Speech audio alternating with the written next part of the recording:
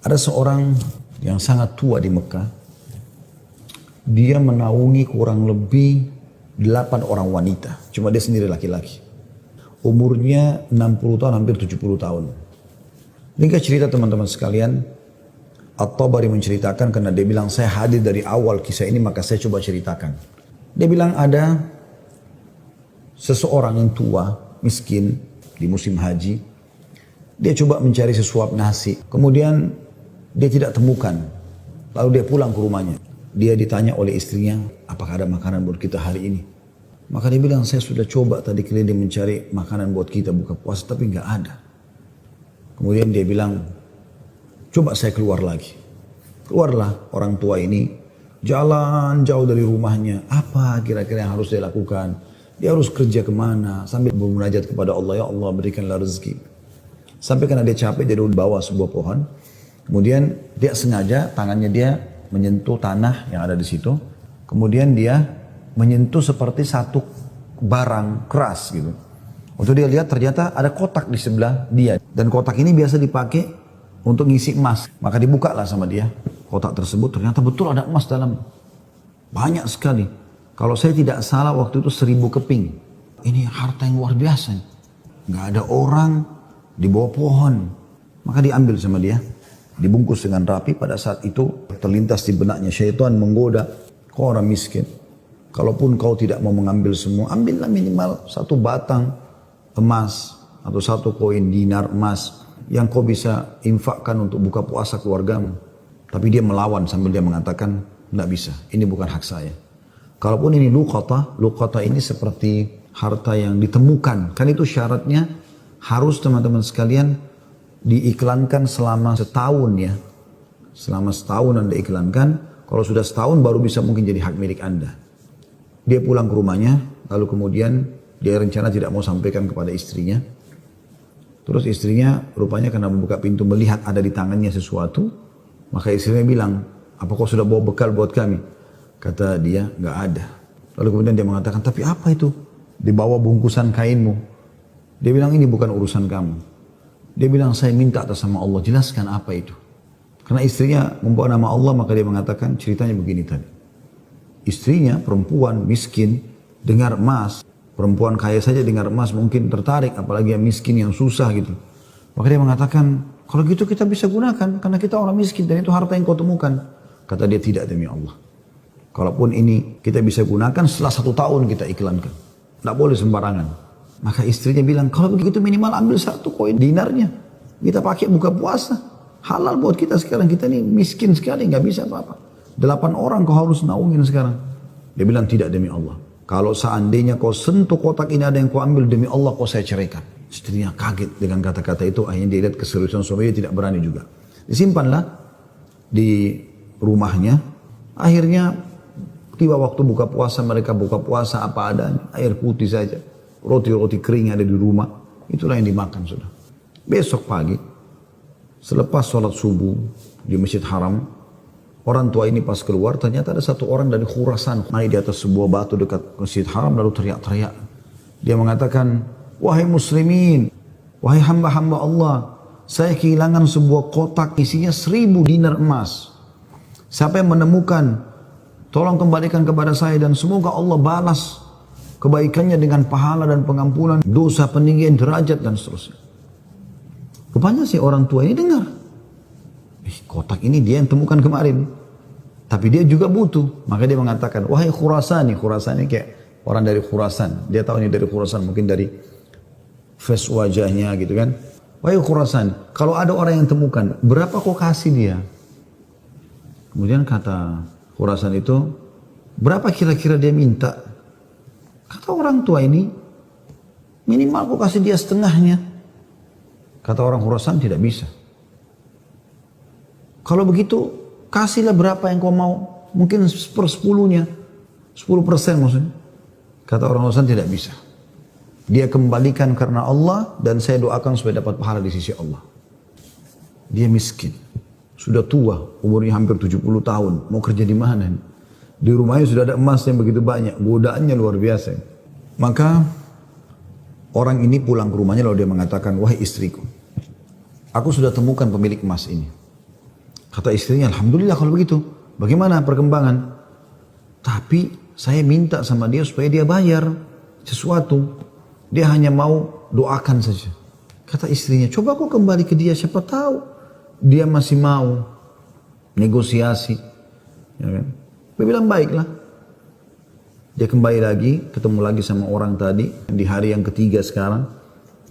Maka orang itu sama orang Khurasan naik ke atas batu yang sama dekat Masjid Haram. Wahai muslimin, wahai hamba-hamba Allah, ada nggak menemukan peti saya isinya 1000 dinar emas. Semoga Allah berikan dia kedudukan, Allah ampuni dosanya, angkat derajatnya dan seterusnya, didoakan gitu. Datang lagi orang tua ini mengatakan, wahai Khurasan, saya sudah bilang sama kau kemarin, berilah upah. Mungkin kalau kau tawarkan upah, orangnya mau mengembalikan penemunya. Kata dia, berapa paman, saya kasih. Dia bilang, saya bilang kemarin 1/10. Orang sana mengatakan, enggak, saya enggak mau.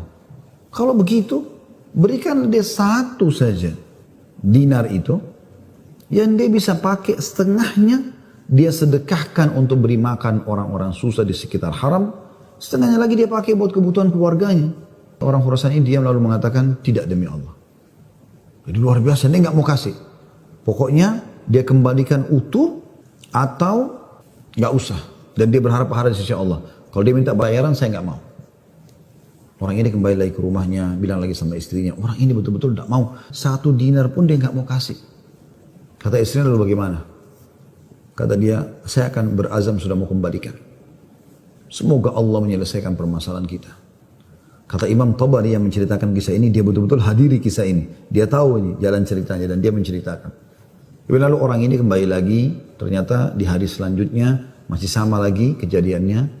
Terus kemudian kata orang tua ini karena sudah 3 hari berturut-turut dia mengatakan, wahai Khurasan, kau mau petimu? Saya tahu di mana petimu itu. Kata dia, ya baiklah, saya akan ikut. Ikutlah dia. Kata Imam Tabari, saya ikut ke rumahnya orang tua ini. Jalan. Pada saat tiba di satu rumah, ada rumah yang terbuat dindingnya dari tanah liat. Sama sekali tidak kelihatan layak untuk ditinggal. Tapi hanya sekedar tanah liat, mungkin kalau ada angin kencang bisa rubuh.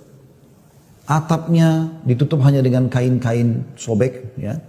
Pintunya pun diangkat untuk dibuka gitu. Kemudian dia masuk dan dia persilahkan masuk. Saya pun izin. Saya mengatakan, maaf paman, bisa nggak saya ikut masuk? Karena dari awal saya lihat kisah ini. Maka dia mengatakan masuklah. Dia bilang waktu kami masuk, rumah itu nggak ada sama sekali karpetnya, nggak ada apa-apa, kosong lompong. Cuma ada semacam sekat. Dan seakan-akan di belakang sekat itu ada wanita-wanita tua yang kelihatan dari penampilan mereka juga itu susah. Lalu kemudian orang tua ini menuju ke satu arah di rumahnya, terus digalilah tanah, dikeluarkanlah kotak tersebut. Lalu kemudian dikatakan, sayalah penemunya hartamu itu. Ini. Dan saya sempat minta sama kamu agar kau berikan sebagian. Sebagaimana kau lihat ini keluarga saya susah begini. Saya sendiri laki-laki dan umur saya sudah hampir 70 tahun. Sementara ini istri saya ada di sini juga sudah tua. Ada mertua saya, ada 2 saudari saya, ada 4 anak saya. Mereka semua miskin. Maka orang Khurasan itu mengatakan, dia buka, dia periksa ternyata masih utuh 1000. Dia mengatakan, tidak. Saya tidak akan memberikan apa-apa. Lalu kemudian dia angkat, lalu dia keluar. Saya cuma bisa doakan kamu kebaikan. Waktu dia keluar, kata Imam Tabari, semua perempuan-perempuan tadi yang tua-tua ini ada yang memang bajunya lusuh. Seperti orang yang menggigit jari dan kaget ada orang diberikan kembali 1000 dinar, tidak dibayar sedikit pun. Dan tokoh kita ini luar biasa, dia hanya mengatakan inna lillahi wa inna ilaihi raji'un. Dah, kalimat istirja, ini musibah. Sudah mendapatkan apa dan dia betul-betul jujur, dia jaga, dia enggak ambil karena takut kepada Allah SWT. Kata Imam Tabari bilang, saya tidak tahu mau bilang apa. Saya pun menundukkan kepala, serba salah. Karena waktu itu Imam Tabari masih muda dan belum punya apa-apa gitu. Dia juga mau bantu apa gitu. Dia bilang, tiba-tiba ada yang ketuk pintu. Lalu pemilik rumah ini buka, ternyata orang Khurasan tadi kembali lagi.